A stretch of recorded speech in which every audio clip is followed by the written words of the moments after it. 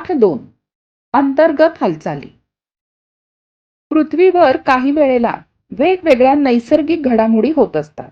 उदाहरणार्थ महापूर, वादळ, भूकंप, ज्वालामुखीचा उद्रेक यासारख्या. पृथ्वीवरच्या सजीवांसाठी या घडामोडी म्हणजे आपत्तीच असते. या नैसर्गिक आपत्तींमुळे जीवित आणि वित्तहानी होते. आता आपण काही अंतर्गत हालचालींची ओळख करून घेऊया.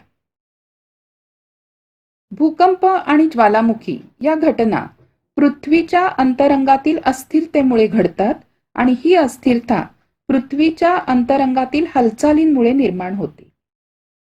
भूपृष्ठांतर्गत हालचाली मुख्यतः प्रावरणाच्या वरच्या थरात होतात.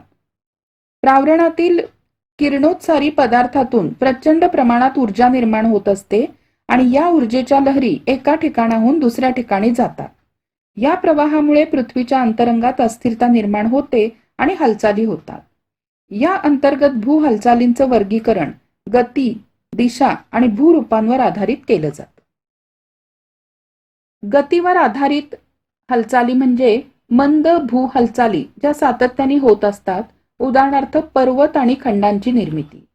तर शीघ्र भू हालचाली ह्या घटनेच्या स्वरूपात होतात, उदाहरणार्थ भूकंप आणि ज्वालामुखी. दिशेवर आधारित होणाऱ्या हालचाली म्हणजे क्षितिज समांतर भू हालचाली आणि ऊर्ध्वगामी व अधोगामी भू हालचाली.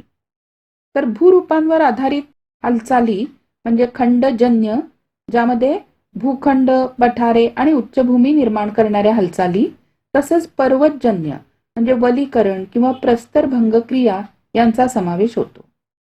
पहिल्यांदा बघूया मंद भू हालचाली. मंद भू हालचालींचे भूकवचावर पर्वत निर्मिती आणि खंड निर्मितीच्या स्वरूपात परिणाम दिसून येतात. भू हालचालींचे परिणाम हे दाब आणि ताण यावर आधारित असतात. आता या ठिकाणी आपण लहरीच्या हालचालींची दिशा जर बघितली तर एकमेकांकडे येणाऱ्या लहरींमुळे दाब निर्माण होतो, तर एकमेकांच्या विरुद्ध जाणाऱ्या लहरींमुळे ताण निर्माण होतो. आता कठीण खडकांवर काय परिणाम होतो, तर ज्या वेळेला दाब दिला जातो त्यावेळेला अशा प्रकारे प्रस्तरभंग होतो आणि जेव्हा ताण निर्माण होतो तेव्हा अशा प्रकारे प्रस्तरभंग दिसतो. मृदू खडकांवर होणारा परिणाम हा या प्रकारे आहे. दाब निर्माण झाला असता अशा प्रकारे वलीकरण दिसतं, तर ताण निर्माण झाला असता अशा प्रकारे प्रस्तरभंग दिसतो.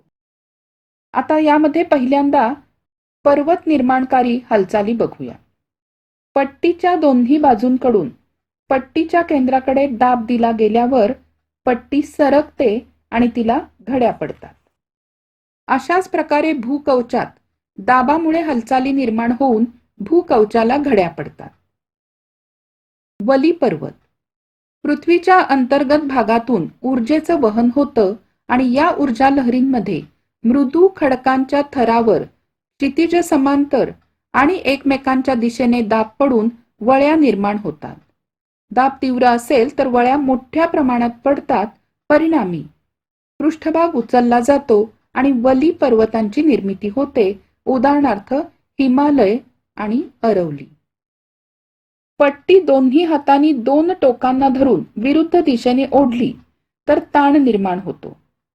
भूकवचात जेव्हा भू हालचाली अशा प्रकारे होतात तेव्हा ताण निर्माण होऊन भूकवचाला तडे पडतात. गटपर्वत अंतर्गत हालचालींमुळे क्षितिज समांतर आणि एकमेकांपासून दूर जाणाऱ्या ऊर्जा लहरी निर्माण होतात आणि खडकांवर ताण निर्माण होतो. त्यावेळेला खडकांना तडे पडतात. हे तडे विभंग म्हणून ओळखले जातात. अशाच प्रकारे कठीण खडकांमध्ये ऊर्जा लहरी एकमेकांकडे आल्याने दाब पडून सुद्धा विभंग तयार होतात. दोन समांतर विभंगांमधला भूकवचाचा भाग जेव्हा वर उचलला जातो तेव्हा हा उचलला गेलेला भाग एखाद्या ठोकळ्यासारखा दिसतो आणि हा भूभाग गट पर्वत म्हणून ओळखला जातो. त्याचा माथा सपाट असतो, त्यावर सुरुवातीला शिखरं नसतात आणि त्यांचे उतार तीव्र असतात. उदाहरणार्थ युरोपमधला ब्लॅक फॉरेस्ट पर्वत किंवा भारतातील मेघालय पठार.